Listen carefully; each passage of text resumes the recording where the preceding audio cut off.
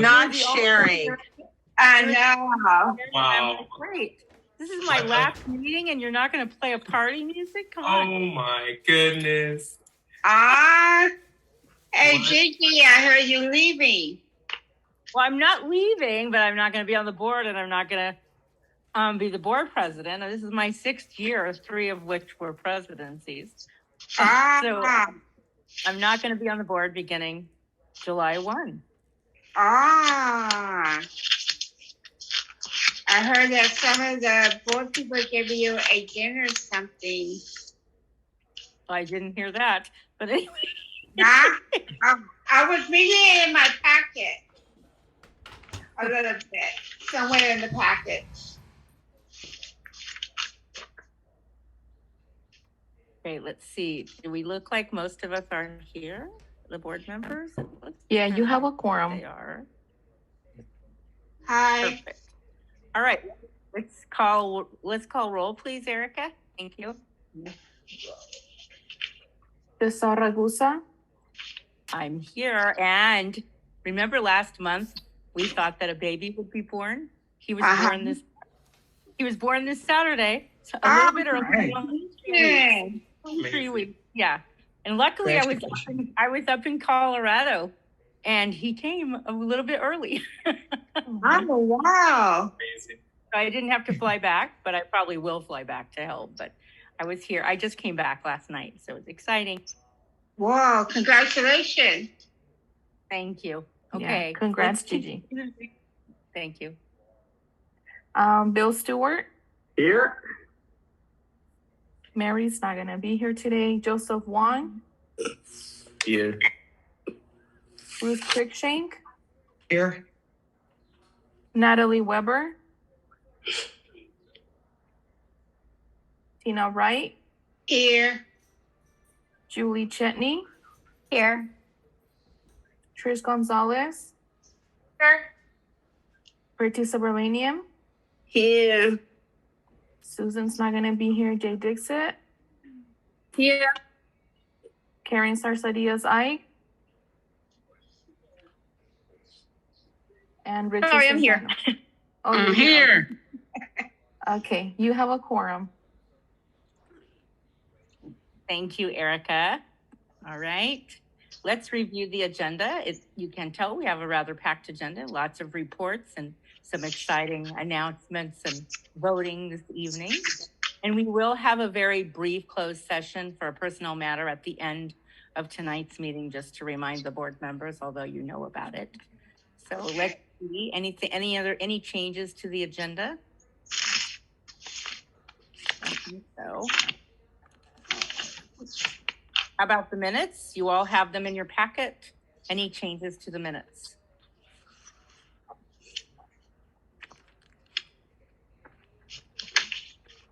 Hearing and seeing none, do I have a motion to approve the minutes as provided? I'll make the motion to approve the minutes as provided. Thank you, Bill. Do I have a second? I will second that. Preeti, any other discussion of the minutes before we move to the vote? Hearing and seeing none. All those in favor of approving the minutes as provided, please say aye or raise your hand. Aye. Aye. Aye. Aye. Any oppositions to the minutes? Any abstentions? Motion carries. Minutes approved. Thank you so much. We're going to now move on to public input. And Eric, I believe we have a couple of individuals who will provide public input. Yes, the first one is Albert Feliciano. Albert, the floor is yours.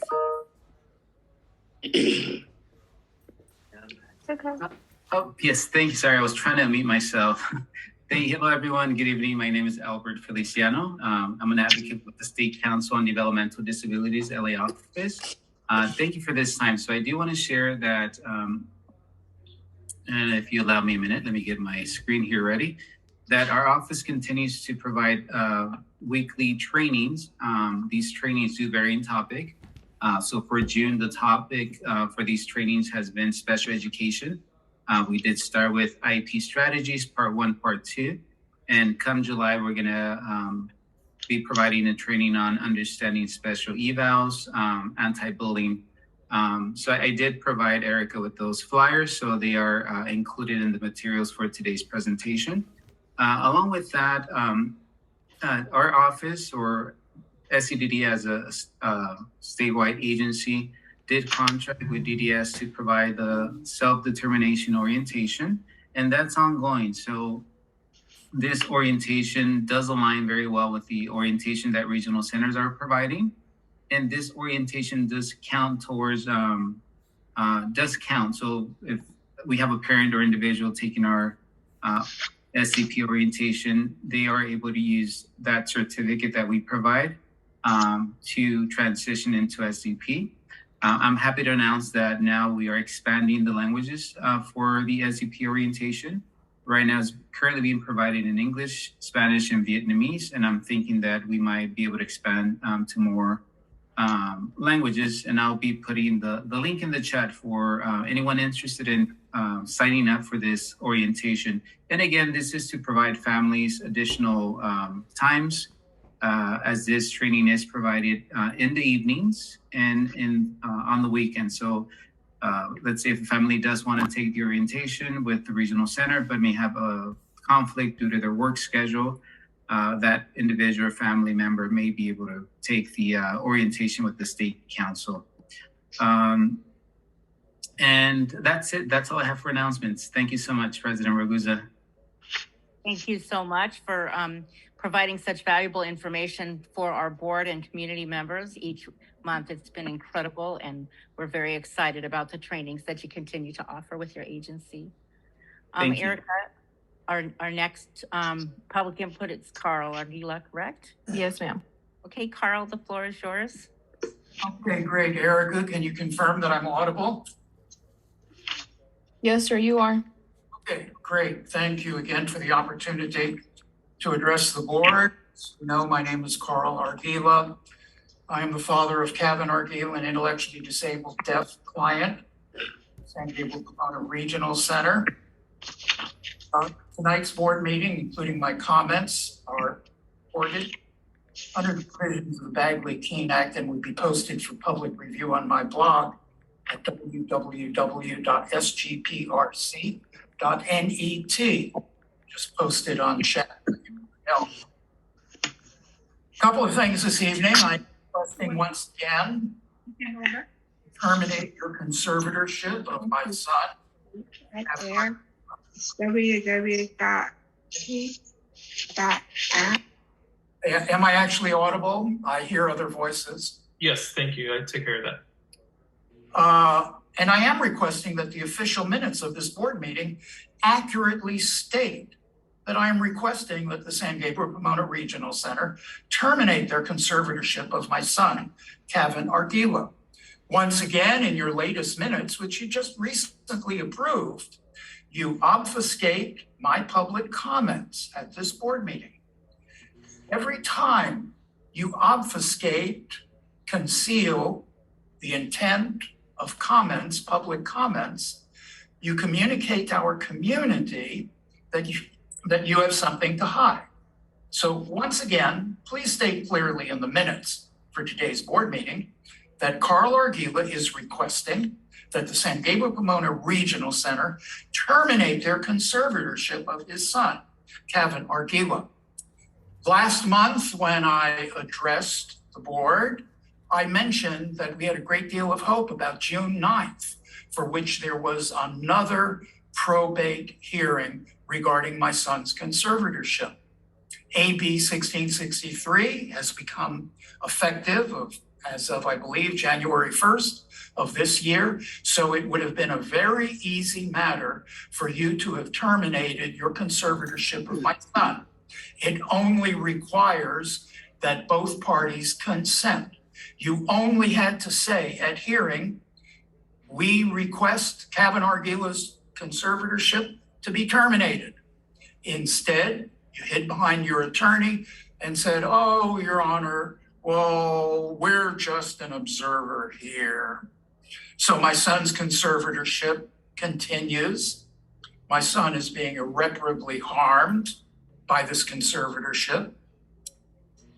June 9th, this past June 9th, was an excellent opportunity for you to avoid any future litigation. So you wouldn't even have to go to court to explain why your leadership in 2018, 2019, filed false statements with probate court. It would have been a very simple matter. Instead, this is now much more complicated. By the way, when the new board takes office on July 1st, let me just give you a heads up that we believe it's going to be necessary to work with board members individually so that we can resolve this conservatorship, because it isn't working for me to come in month after month and plead for you to terminate your conservatorship of my son. So we'll be contacting board members through public records, and we'll be requesting your assistance in terminating Cavan's conservatorship. One final thing, which is in the category of good news. Yesterday, so this is quite recent news, I participated in a mediation meeting with your agency regarding my other son, Gerardo Argila. You may recall that for years you have been refusing to hire a deaf service coordinator for my son. You even issued a notice of action saying that you wouldn't hire a deaf service coordinator. Well, at yesterday's mediation, I'm looking at the agreement right now, item number 5, service agency, that's you, service agency will attempt to have claimant assigned a deaf service coordinator. So that was big progress from our end. Of course, we don't really believe that you were sincere.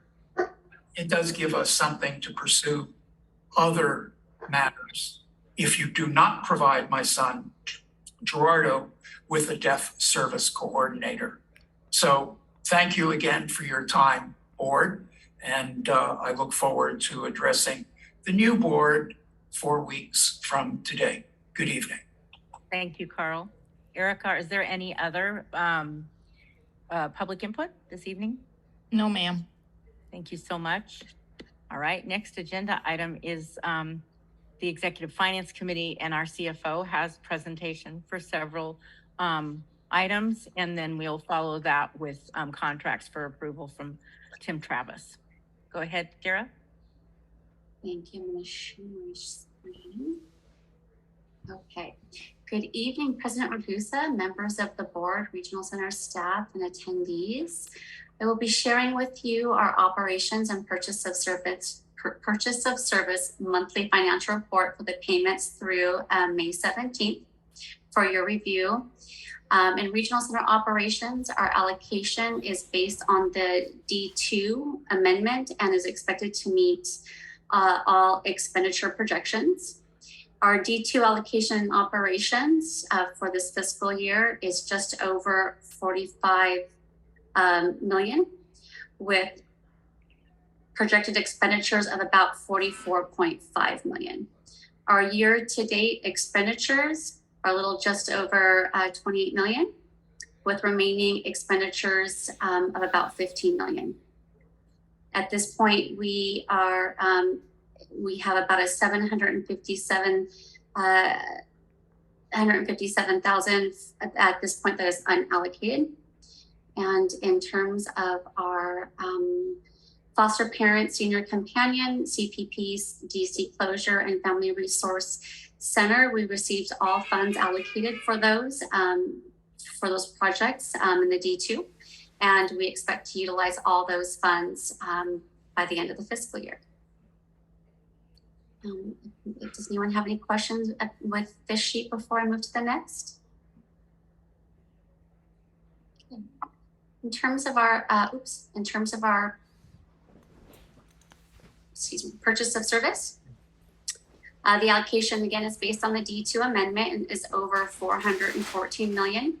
The current month's expenditures amount to about 27 million, which brings the year-to-date expenditures just over 255 million. The remaining projected expenditures and late bills are over about 99 million, which leaves us in purchase of service about 59 million that is unencumbered at this moment. Does anyone have any questions in terms of our purchase of service? Okay, so I'm going to move to the next sheet here, and here is a breakdown of the numbers in the first two documents. This is our POS breakdown. And here is our statement of financial position. Our statement of financial position, which shows our cash and cash equivalents, receivable, accounts payable, and advances. And then we have our purchase of service and operations surplus as of now. And does anyone have any questions on any of these documents that I shared with you? Yeah, Dara, Bruce. Okay, we're running a massive surplus for this year, over 50 million. Yes. It looks like next year, the good times aren't going to be rolling anymore. The state's over $40 million of debt, and it's just half the year. What are we anticipating in terms of what our allocation is going to be for next year? Well, at this point, we haven't heard anything definitive. There is, as you mentioned, discussion about reduction, but at this point, we don't have any firm numbers. Right now, we do have the surplus in purchase of service, and a lot of that is due to the service provider rate reform. So that's still in process. We did receive additional funds in the D2 for the rate reform as well. So those areas we're continuing to work on. But at this point, we don't have any definitive numbers as to how the budget will be impacted next year. Okay, what if the impact is serious? Do we have any plan B, any strategy to deal with an impact that might affect what we're able to pay the providers and to pay for services? Are we thinking about that? Well, we always think about that. We're always preparing for the future. At this point, again, we haven't heard of anything in terms of the purchase of service, but I don't see that we wouldn't be able to meet our obligations in purchase of service. We've been able to meet those obligations in years prior. So at this point, I don't see, but unfortunately, there's still that unknown factor until we get our full budget. But we've got such a huge surplus that I guess they could cut 40 million, and it really wouldn't affect our ability to provide the services and to pay our costs, right? Right, and as mentioned when we've had this discussion in the past, there is a system-wide surplus in purchase of service. So we are falling right into the middle of the surplus that other regional centers have as well. So there is that money system-wide surplus. Okay, thanks. Thank you for your questions, Bruce. Okay, so was there any other questions about the financial reports? Gigi, is it okay if I move forward with the D2 allocation? Yes, please do. Thank you. The financial reports were approved by the Executive Finance Committee of the board. Yes, thank you. So now I am requesting for your review, the board's review and approval of our D2 amendment of our contract that we received on June 15th, as well as our preliminary contract that we received from DDS on June 26th. So this here is our agreement for the D2.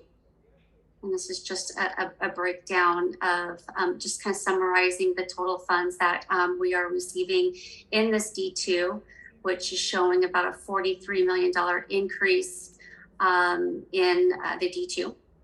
And to give you an idea of what the breakdown. Now, can you see I switched page? Are you able to see this new page? Which states the Kind of. operation summary. Can you zoom in a little bit? Yeah. Because it's really hard to read.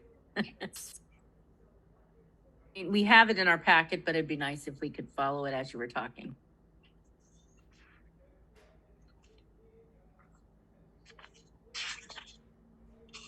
Much better, much better. Okay, perfect. So you can see here, this is our allocation right here.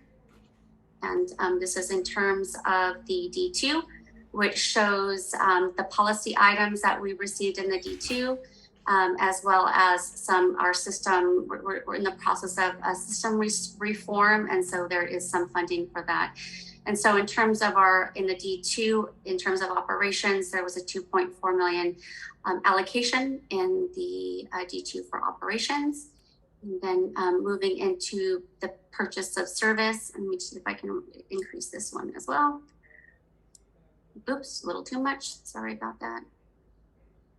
You can see here that our allocation and purchase of service in the D2 was about 41 million. Oops, let me put that right here.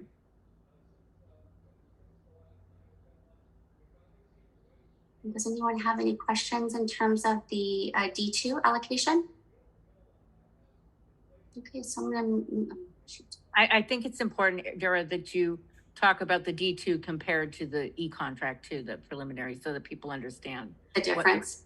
Yeah, they have it in their packet, but it's still really important that they understand the difference. Thank you. Okay, so let me shift here. Let's share with you one time. Okay.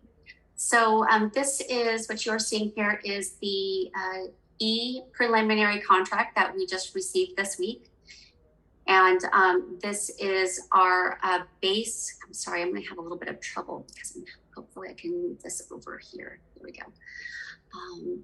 And so what this is showing here is, let me increase this as well. Okay. So this is the preliminary information, the preliminary contract that we received is the E allocation. And this is in both POS and operations. And so this year, the base that we have been allocated in this allocation is 339. Sorry, hopefully you can see this okay. 339, and this is in both total base and operation as well as purchase of service. And then I'm going to move over to this slide here. And this is a bit of a breakdown as to what is in that preliminary amendment. And so this is our base that we are receiving, which is for regional center operations. Some policy items such as improved service coordination caseload ratios, compliance with the HCBS, and other policy items, which is the ABX21 and both ABX21s, and then our purchase of service base.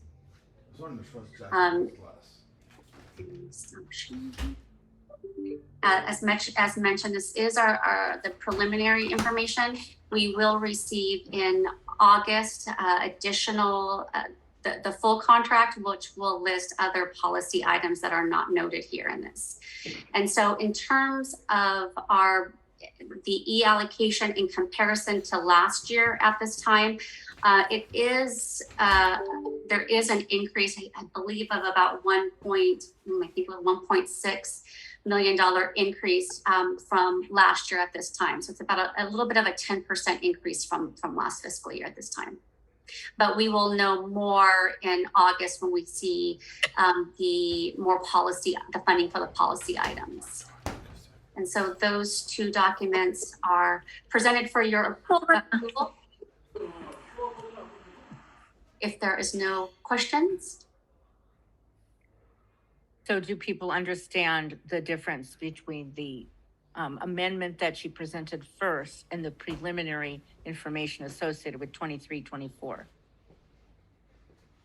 Yes? Okay. Typically, we're not presenting both at the same time. Our D2 allocation, which we typically would see at the beginning of the fiscal year, was a bit late. And so typically we wouldn't see both of these amendments happening at the same time, but we did receive them. I think there was a lot of things in the D2 that the department were still working through, and which is why we received it a little bit later in the fiscal year than in the past. Yeah. So this next year is going to be the 5th year of the budgetary cycle. Correct. Yeah. Okay. Which is the E. Thank you for pointing that out, Bruce. Yeah, that was the other piece. I was going to make sure people understood that the letters correspond with the fiscal cycle. And so this is the 5th year, denoting an E. July through June of 2024 will be the E. And then this year through June 30th, as Derek just talked about in terms of the amendment prior, is the D contract. And there's various amendments that show up throughout the fiscal year for people who are less familiar with that. Thank you so much. Any other questions or comments associated with the D or the E prelim? The D amendment or the E prelim? Okay, hearing and seeing, Nancy has a question. How is operations doing? I think Eric presented that, but maybe you could expand on that for Nancy's chat question. Excuse me. Yes, so currently in operations for this fiscal year, we are showing an unallocated amount of about 776,000. So operation wise, we are doing fine. It's a great question. Thank you. Thank you. Any other comments or questions from anybody, community members or board members, or even staff? Hearing none, do I have a motion to approve the signing of the both the D and the E contracts? It looks like Richard, are you raising your hand? Yeah. Yes. Go ahead. We have to do it for the operations. Members of the second board meeting is got all of us. We support to our regional center board meeting, and God bless us. Thanks. Thank you, Richard. Do I have a motion to approve the signing of the 2 contract amendments? I'll make the motion to approve the 2 amendments as presented. Thank you, Bill. Do I have a second? I'll second that. Thank you, Trish. Any other discussion before we move to the vote? Hearing and seeing none, all those in favor of approval of those 2 amendments, both D and E, please say aye or raise your hand. Aye. Aye. Any opposition?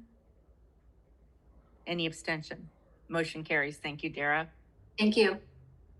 Okay, and now we're going to move on to Tim, who will be presenting several contracts that have been reviewed by the board's executive finance committee and therefore have been moved forward for review and approval of the full board.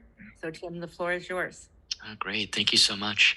Good evening, President Ragusa, members of the Board of Directors and Regional Center staff and community members.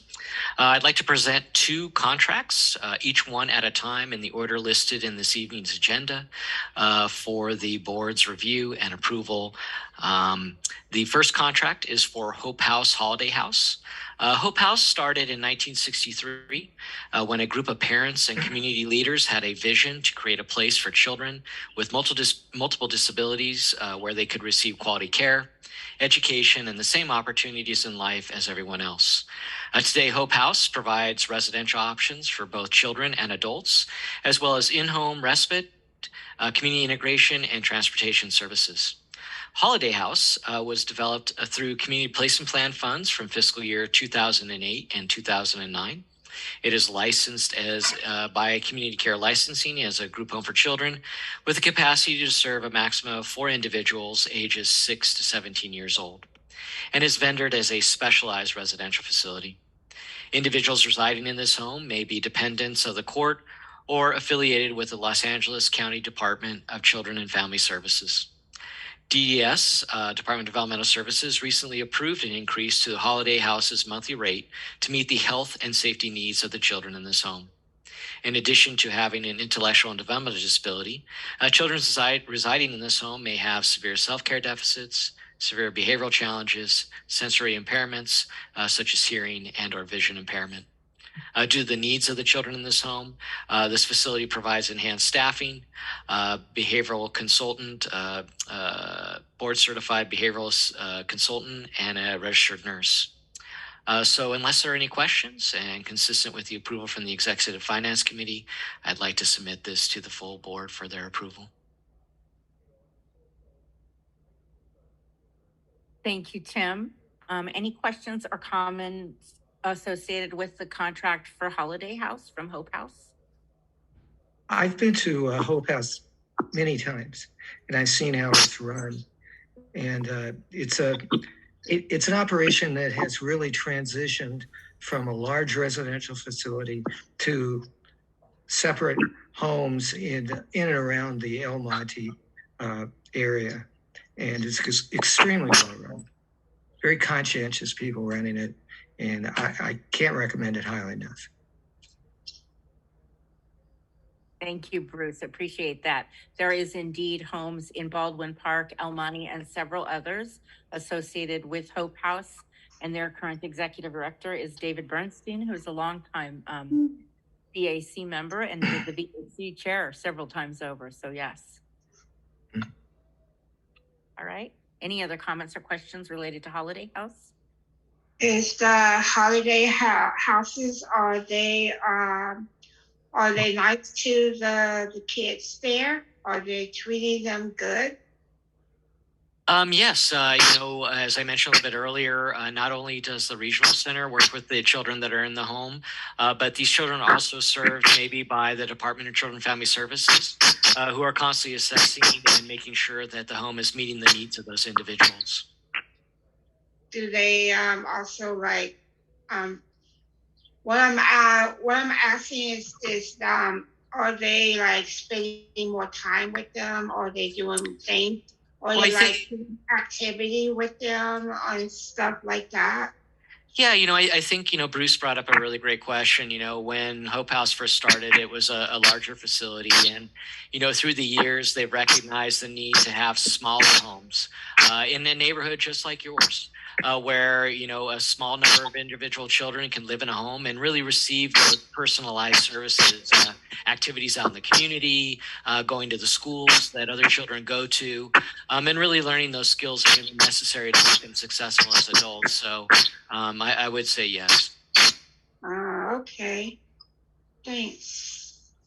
Thank you for the question, Tina, and the response, Tim. Any other comments or questions associated with Holiday House's contract? Hearing and seeing none. Do I have a motion to approve the contract as presented? I move we approve the contract as presented. No, Joseph, you want a second? I'll second. Oh, thank you, Karen. Any other discussion before we move to the vote? A second. Thank you, Richard. All those in favor of approving the contract as presented this evening by Tim, please say aye or raise your hand. Aye. Aye. Is there any opposition to this contract's approval? Any abstention?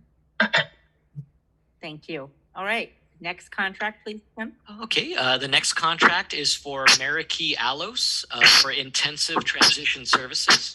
Marikey Alos is a nationwide agency providing developmental behavioral health integration for individuals with intellectual and developmental disabilities. Here in San Gabe Pomona Regional Centers area, they provide something called intensive transitional services.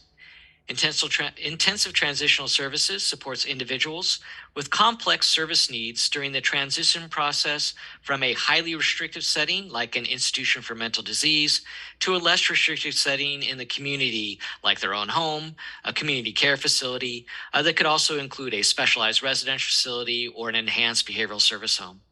Intensive transition services may also be provided to enable individuals to maintain a less restrictive, maintain in a less restrictive situation in the community where they may be at a high risk of being placed in a highly restrictive setting. The Intensive Transition Services is a joint project between the Department of Developmental Services, Sangay-Pomona Regional Center, and Alta Regional Center. Alta Regional Center acts as the Northern Project liaison, supporting the intensive transition services for the Northern Regional Centers, and Sangay-Pomona Regional Center acts as the liaison for the Southern California Regional Centers. The Southern California Regional Centers include the 7 LA County Regional Centers, as well as also San Diego, Tri-Counties, and Inland Regional Center.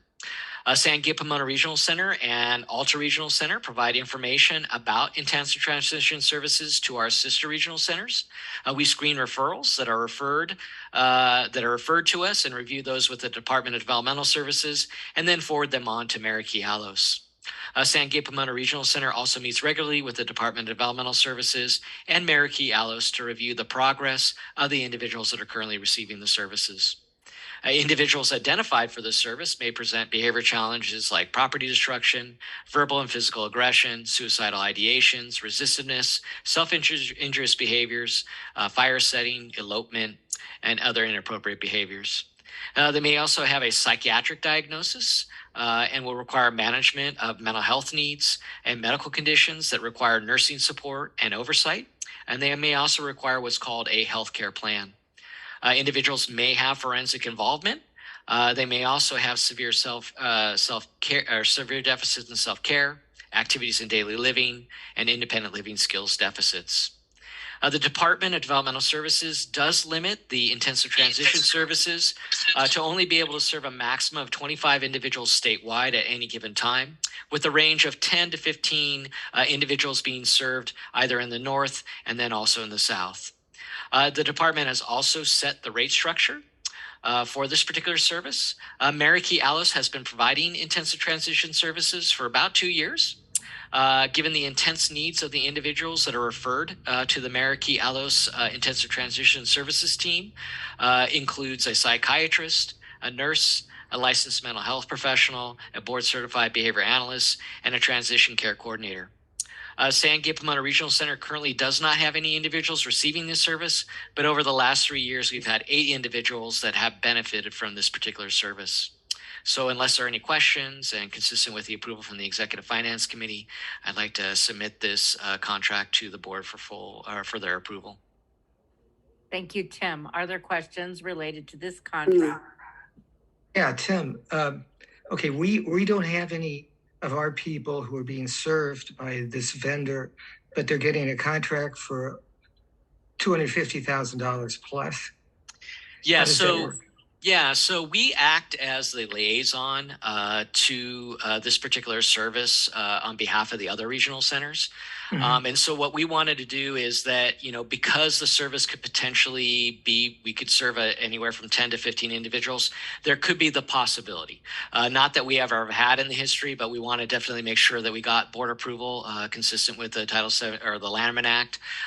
So we just wanted to make sure that in the event that we did have the board's approval for this particular contract. But we do really work closely with other regional centers to, you know, provide them information about the service, monitor services that may be provided in the other areas. But just because there's the overall potential, we wanted to make sure that we came here to the board to get approval. Okay. And Bruce, it is our vendor, even though the other regional centers use them. Mm-hmm. Mm-hmm. Okay. Thank you. Very good question. Any other questions regarding this particular contract? Meraki ITS? Hearing and seeing none, do I have a motion to approve this contract as presented? I approve. I motion to approve the contract. Thank you, Preeti. Do I have a second? Second. Thank you, Bill. Any other discussion before we move to the vote? Hearing and seeing none. All those in favor of approving the Meraki ITS contract as presented, please raise your hand and or say aye. Aye. Is there any opposition to this contract? Any abstention? Thanks so much. Motion carries. Thank you, Tim. Any other things that you need to present this evening? I just want to say thank you, Dr. Ragusa. It was a pleasure to be able to come back and work with you again. So I'm glad that I got that opportunity. So again, thank you so much for your service. Thank you, Tim. Appreciate all that you do as well. Okay, so we're going to move on to our committee reports. We'll start with the Community Relations Legislative Advisory Committee, and our chair for that committee is Joseph Wang. Joseph, the floor is yours. Thank you. During our meeting, Yvonne talked about on July 14th, there will be an invitation-only backpack and school supply given away event. Approximately 400 backpacks are prepared to be given away. Yvonne also attended San Gabriel Valley Legislative Network reception event hosted by the Realtor Association. Local legislative from Senate, Assembly, and city leaders were there. Jessie will participate in California Disability Service Association panel presentation in September. Yvonne also put together an action log to represent legislative priorities. It includes objective, action, who's responsible for, and status. Jessie will fine-tune it with more logistic plan to present to the committee. Josie presented her mentor initiative progress in May. She also coordinates staff training on PMI. Josie continued to work on the Help Me Grow project, particularly for children in low-income communities. Josie also attended LA County Fair back in May to increase awareness of the regional center by distributing information. In May, Nora did presentation to staff and training to parents on topics related to IEP and 504 plan. Nora also talked about her role on limited conservatorship.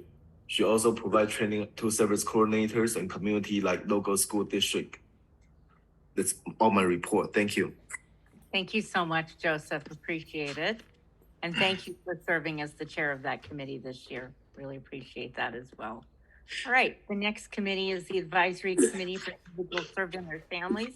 Preeti, as chair of that committee, the floor is yours. Thank you, Gigi, for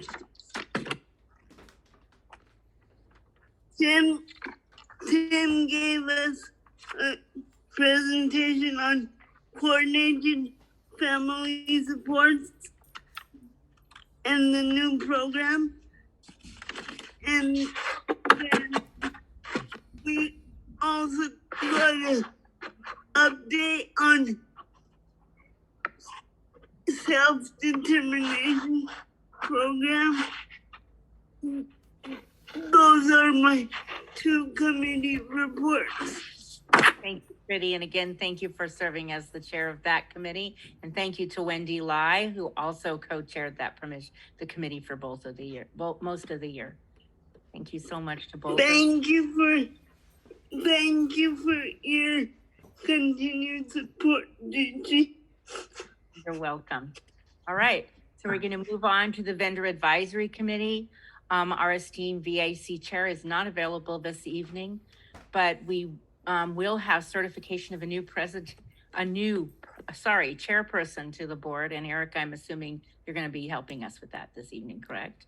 Yes, so in your materials, there's a folder with the VAC members certifying their new chairperson, who is here, Chris Lancer. So this is just the process that we do per the bylaws.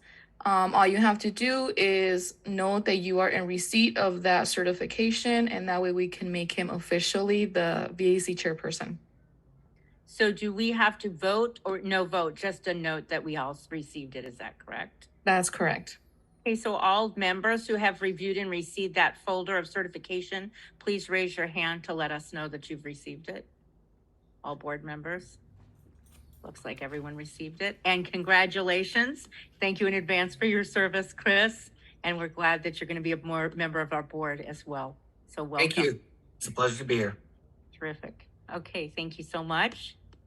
Is there anything else from that committee that needs to move forward at this time since Susan is not available? In regards to action items, no. Okay, thank you so much. I know that the VIC's been very busy working with legislative related advocacy, et cetera. So we're really proud of them for that. And also associated with a lot of other challenging items that have come before them as they serve the individuals that we care so dearly about. So thank you to the VIC members. And there are many of them this evening as well. Okay, next committee is the Strategic Development Advisory Committee. Julie, you have a couple of items that are very critically important to present. Yes, I do. Thank you so much, Gigi. So the Strategic Development Advisory Committee has been quite busy with the end of the fiscal year basically upon us. And we have some sunsetting board members this fiscal year, quite a few actually, that we are going to miss terribly. That being said, the Strategic Development Committee doubles as a nominating committee, and we have been interviewing current committee members for possible board membership. And we have 4 such individuals to present to the board tonight for consideration for board membership. So I'm going to go through all 4 and we'll take a vote on each one. The first person that you'll see on your agenda is Sam Yee. So Sam is a former board member for our particular regional center, and just a wonderfully engaged, knowledgeable, and dedicated individual served for our particular regional center. And the nominating committee is unanimous in our recommendation for Sam for full board membership. Do we have any questions? Do you want to vote? I think we should probably vote one at a time. Yeah. Okay, great. Mm-hmm. Absolutely. Okay, so you'll run that vote. Go ahead, Julie. Absolutely. Yeah. So with the nominating committee putting forth Sam, do I have a motion to elevate Sam to full board membership? I'll make the motion to elevate Sam to full board membership. Thank you. Thank you, Bill. Do I have a second? I will second that. Thank you, Trish. I appreciate that. Okay, any discussion? There is a discussion in the chat from Nancy Bunker from our vendors advisory group, and she says Sam was also the first person who received services to sit as the chair of the board, actually the president of the board. Go Sam. So, and Yvonne mentioned that as well. Nikki says thank you. Oh, welcome back, Sam. So Sam, you are loved. Okay. All right, go ahead. And Yvonne says that Sam was also a former board president. So absolutely, I failed to mention that. Thank you, Yvonne and Nancy, for saying that. Okay, hearing no further discussion, I'm going to call for a vote. All in favor of Sam Yee coming back as a board member, please say aye. Aye. Or raise your hand. Aye. Aye. Any opposed? Any abstentions? Wonderful. Motion carries. Thank you so much. Yay, Sam. Yes, agreed, Lucina. Thank you. Our second nominee tonight is Rachel McGrath. And Rachel has served for quite a while on the Community Relations Legislative Advisory Committee. And we were delighted as a nominating committee to have the opportunity to virtually sit down and have a conversation with Rachel. And we are all unanimous in recommending Rachel for full board membership. Do I have any questions? Rachel's been on the committee for Legislative Community Relations Committee for quite some time, and her father is a former board member as well. Good point. And president. And he was a board president in the past. Twice. Runs in the family. Okay, I did not know twice, but that is even more. Okay. Hearing nothing else, do I have a motion to approve Rachel for board membership? I'll make the motion to approve Rachel for board membership. Thank you, Bill. Do I have a second? It looks like Tina wants to second. I can see that. Thank you, Tina. I appreciate it. Any discussion? Okay, hearing none. All in favor of Rachel McGrath coming aboard on the board for full memberships, please say aye. Aye. Aye. Any opposed? Any abstentions? Wonderful. Congratulations, Rachel. We're thrilled to have you. Yay, Rachel. Yay. Our third individual to nominate tonight is Paula Rodarte. I think I'm getting that correct. Paula is also a member of our Community Relations Legislative Advisory Committee. She is a parent of an individual served by our regional center, and the nominating committee had a chance to interview Paula, and we are recommending her for full board membership. We do have quite a few that are sunsetting, so we have some spots to fill and some wonderful candidates that we're presenting to you tonight. Do I have a motion to elevate Paula Rodarte to board membership? I'll be that person. Karen. Thank you, Karen. I appreciate it. Do I have a second? Thank you, Bill. Oh, I got Bill just under the wire there. Any discussion? Okay, seeing none and hearing none. All in favor of Paula coming aboard with full membership to the board, please say aye. Aye. Aye. Aye. Any opposed? Any abstentions? Motion carries. Congratulations, Paula.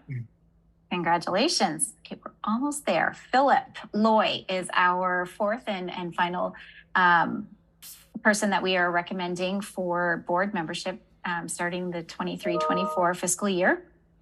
Philip is a member of the Advisory Committee for Individuals Served and Their Families. And he has been a very active and engaged and passionate member of this particular committee, and our nominating committee is recommending him for full board membership.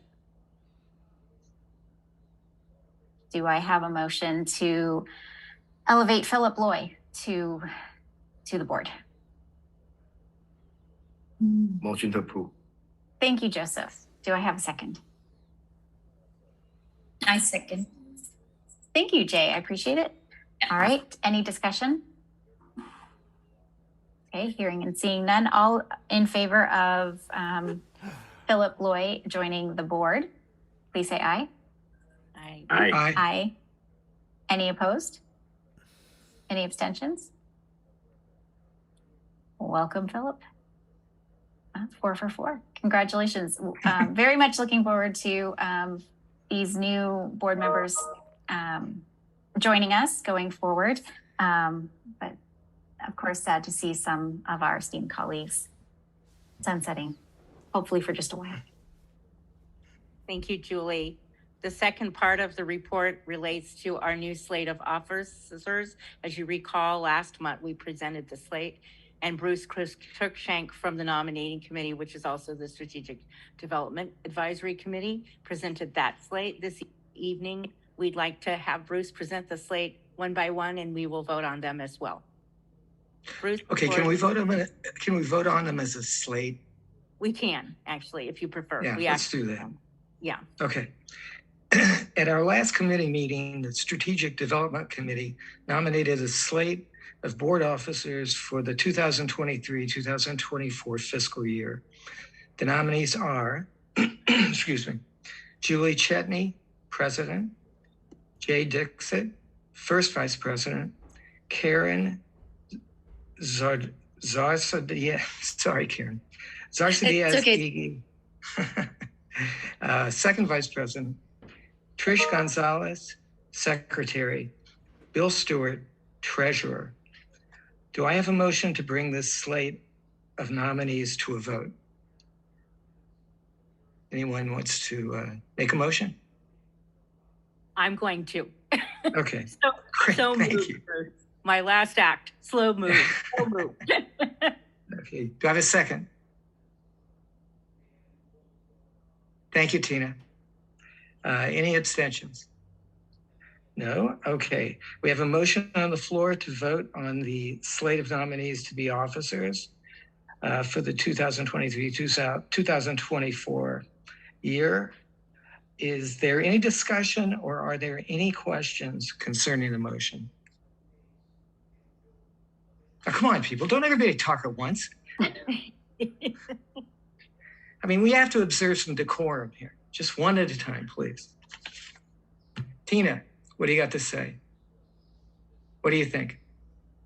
You're muted, Tina. Oh, no, you're still muted, Tina.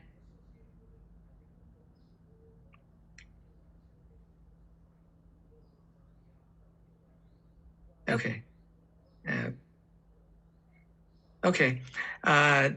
Natalie, you're muted, but I'd like you to unmute and share your opinions with us. Can you do that? Okay. There you are. Okay. I think that they did a very good job this year, and I like for them to keep up the good job and everything, and I'm proud of them. Mm-hmm. Thank you. Anything else? Any questions?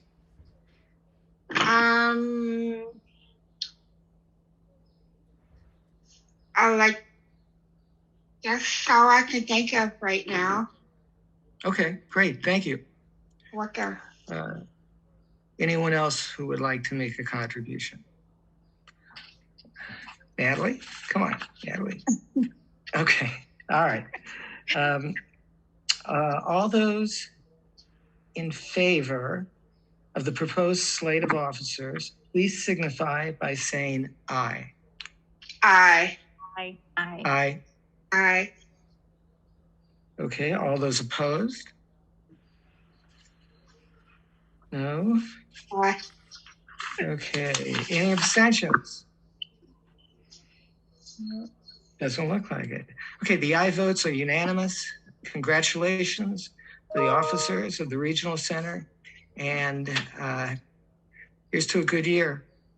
But from what I've been reading about the finances of the state of California, I feel like I should quote Betty Davis in All About Eve saying, fasten your seatbelts, it's going to be a bumpy year. May very well be, Bruce. Thank you so much for presenting the slate of officers. Congratulations to the new board members. Congratulations to the new officers. Really excited about the leadership and the board membership as well. Anything else from your committee, Julie or Bruce? That's pretty much it for now. Thank you. It's a lot. It is. Okay, we're going to now move on to my report, which will be very brief. I just want to thank all of the board members, congratulate the new officers and the new members. I want to thank all of the board members for this year. It's been an interesting year, and thank you for your leadership and your support. I also want to thank the committee members and also the leadership among those committee members, all of whom were also board members. I also want to especially thank the board officers that we had this year. Julie as a VP and Trish as a VP and Bill as the treasurer and Preeti as the secretary did a fabulous job. I also want to thank the Regional Center staff, especially those who have been coming month after month to all of our committee member meetings and providing staff support for us as we go through our tasks as board members. And so thank you, Regional Center staff, for that. I also want to thank our vendors. There are several present this evening, many of whom have had leadership roles in the past on this board. Thank you for all that you do, and thank you for the service that you provide to the individuals and their families. It's of critical importance. I also want to thank the community members. There are so many community members who are with us month after month, from DDS members to state council to other community members, and we really want to thank them.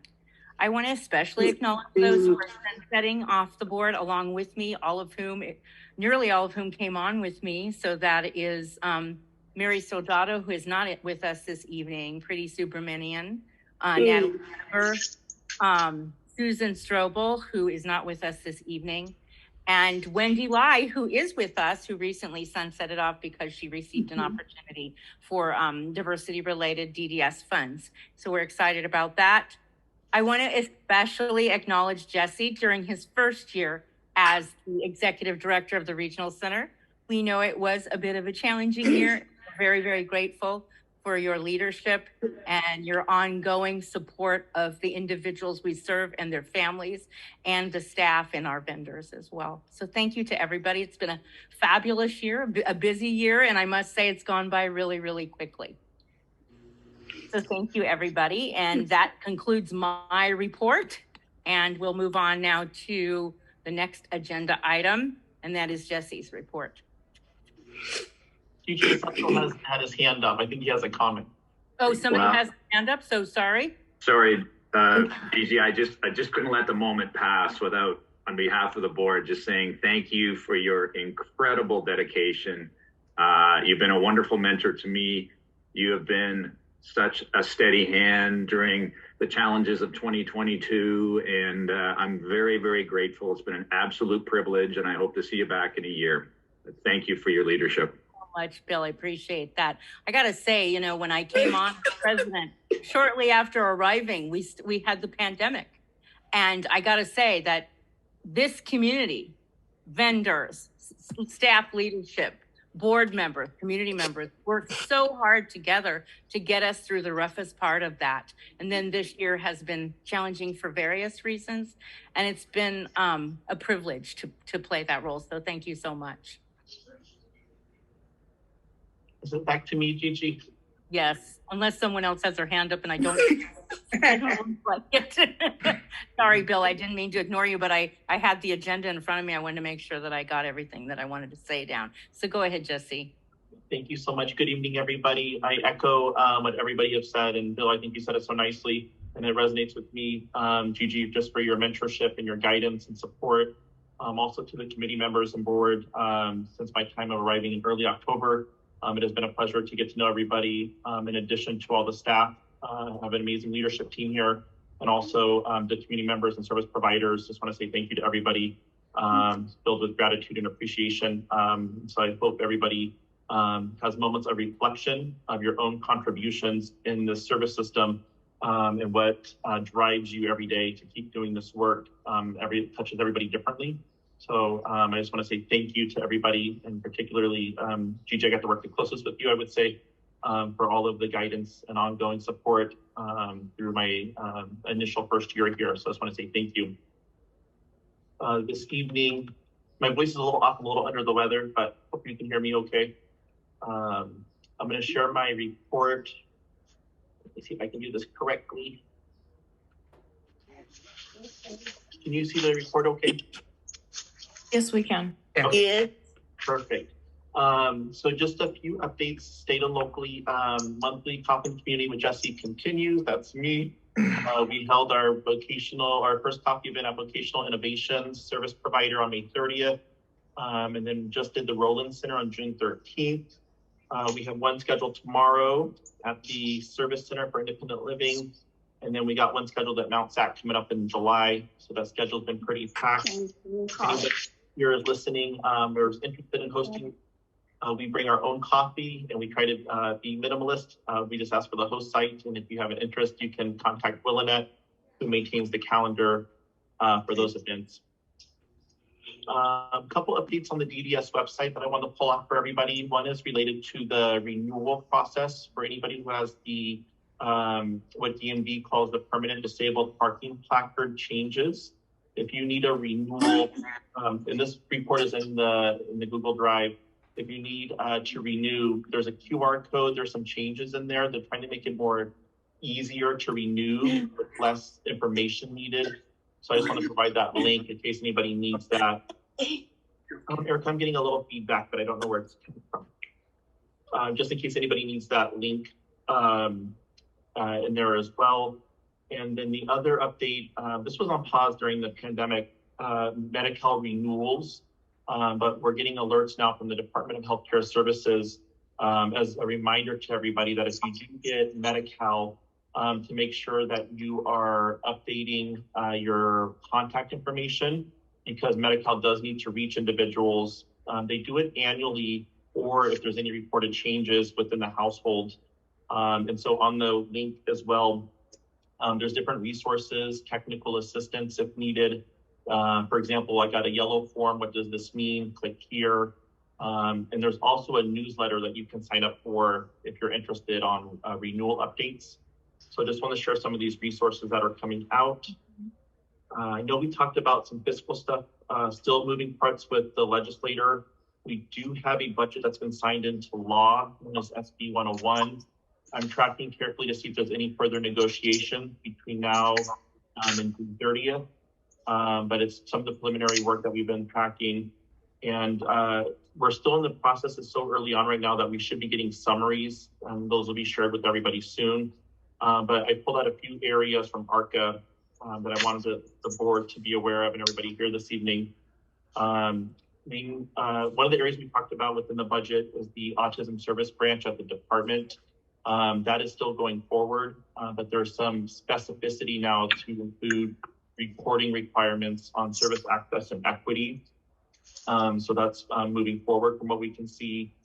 And then in my previous report, I talked about a 62 million approximate being allocated for standardizing regional centers. This is in regards to their intake processes, their assessments, their forms for uniformity. And that actually got an increase by 1.55 million, so making it over 7.7 million, which is quite significant compared to the 62 where we're landing there. So lots of moving parts again with the total for our service system.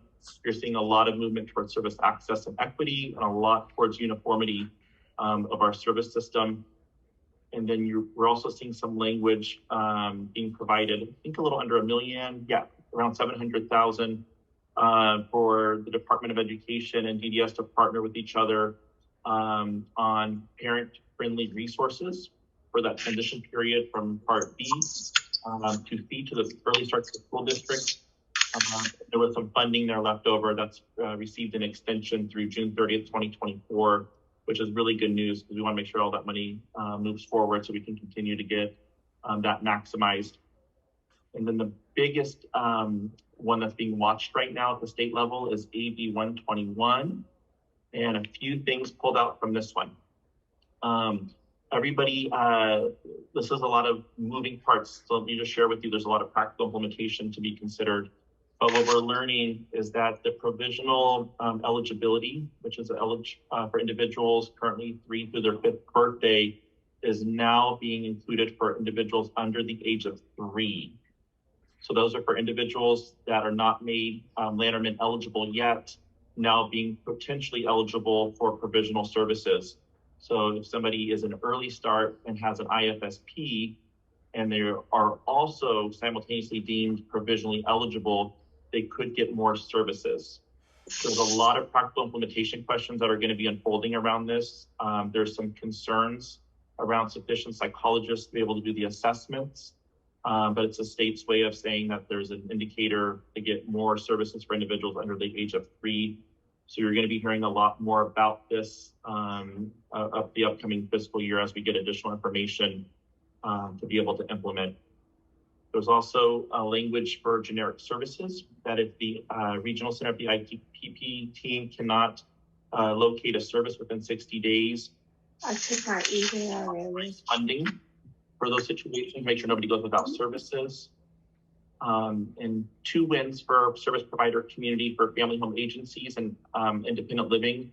The rate model that's been compressed has been finally addressed within this budget proposal, which is really good news. Make those rates a little bit more sustainable. We learned in this language that the California Health and Human Service Agency will be implementing an Office of Employment First. That means that we'll have opportunities to partner with them to continue the work around employment. And good news that we've been tracking very carefully, the annual family program fee in the family cost participation program has been extended again until June 2024. So lots of advocacy to get rid of these fees. The state and our communities don't want any fees associated with service delivery. And so this has got a lot of traction in front of the legislators. And so we're proud to see the extension again through June 2024. And on June 30th, remote IPPs and IFSPs were supposed to sunset and no longer be an option. And now we're seeing that get extended through the end of June 2024. which is also other good news for families and individuals that prefer a remote meeting or choose to have a remote meeting. As of before AB 121 getting released, I think it came out today, we had no other flexibility to be able to move past June 30th with that. So we got some work to do here. And the last one I wanted everyone to be aware of is AB 1147, which is the Disability Equity and Accountability Act, co-sponsored by Disability Voices United and the Integrated Community Collaborative. At this time, that bill is still being worked through. ARCA took a position to be opposed unless the amendments, particularly for two areas. One is related to the language in this bill that subjects regional centers to the Public Records Act. And also there's language in there for board governance and limiting the terms of board members and requiring a 5-year gap before returning to provide to be on the board. So there's some specific language in there that there's some concerns. And so ARCA's been sharing some capital concurrence came out. So there's different advocacy going on different beliefs and different concerns with parts of the bill, but it's not been implemented yet. So more to come on AB 1147. Moving through some of the directives, I've already talked about the early start information packet, but we do have it on our website.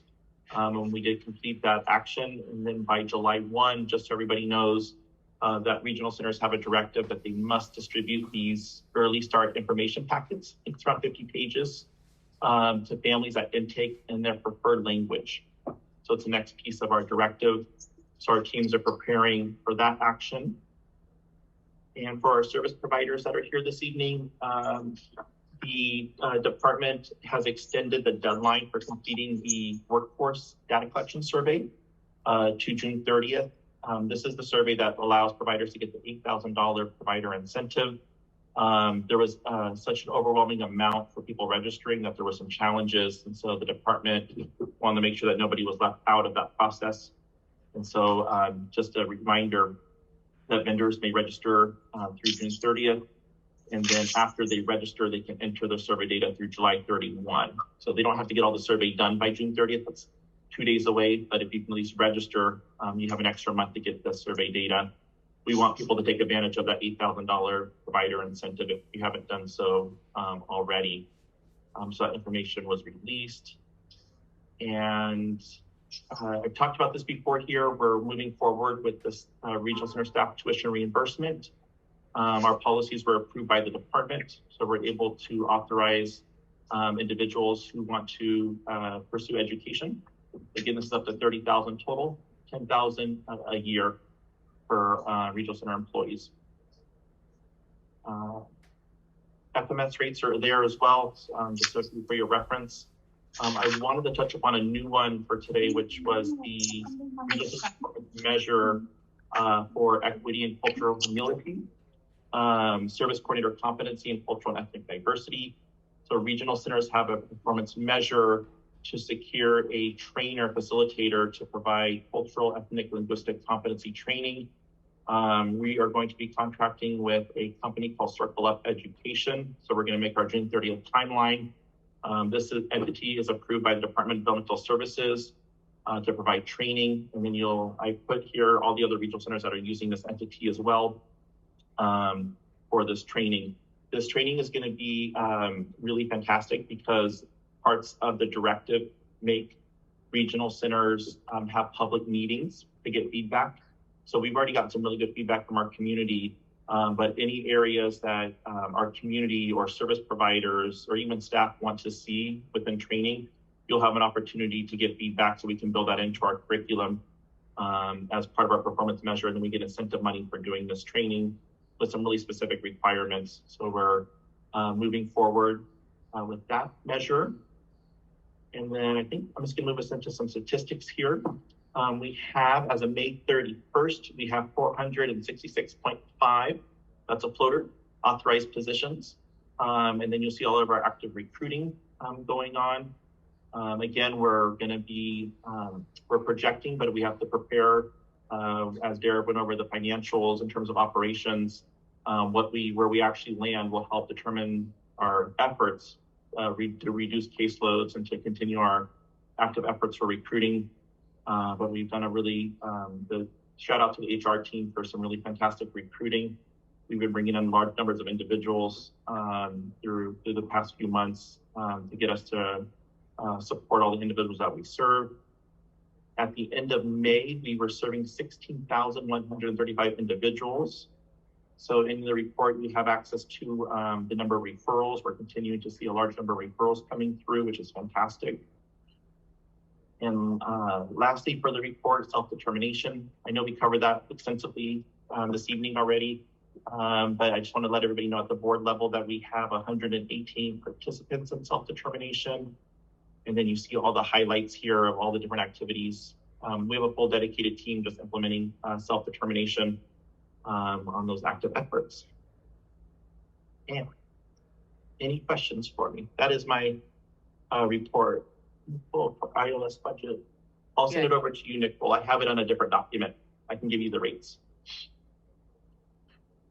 Thank you. I wasn't sure if you noticed that. Any other questions for Jesse's report? Yeah, I have a question about the 5-year interim period between serving on the board of the regional center. Does that look like there's any chance of it passing? Don't know yet. It's too soon to know. There's parts of the bill that have a cost to the service system negotiated, and then there's other areas that are more policy. So we don't know exactly where it's going to land, but those are the two areas that are really leading to an opposed, unless amended, at this point. So I expect more negotiations to continue. Some of the timelines that were put in there have been removed. So there was a proposal to have intake admissions done within 60 days, which is philosophically makes a lot of sense. I think everybody wants quick admissions, but when we don't have enough psychologists and we have the impact that we do, some of those came out. So we're seeing some movement, but I don't know at this point of where it's going to land. But what you will see coming through are some board members throughout the state speaking up around some of their concerns with some of the bill around limiting board members. And there was a quote out there by a board member that said it took them the full 5 years of their journey to really fully feel comfortable and confident. And so the amount of time that would go by, and so just different perspectives to it. So we're just tracking it very carefully. Yeah, that had to have a drastic impact on the resources the board has, the human resources the board has. Yep. Any other comments or questions associated with Jesse's report for the evening?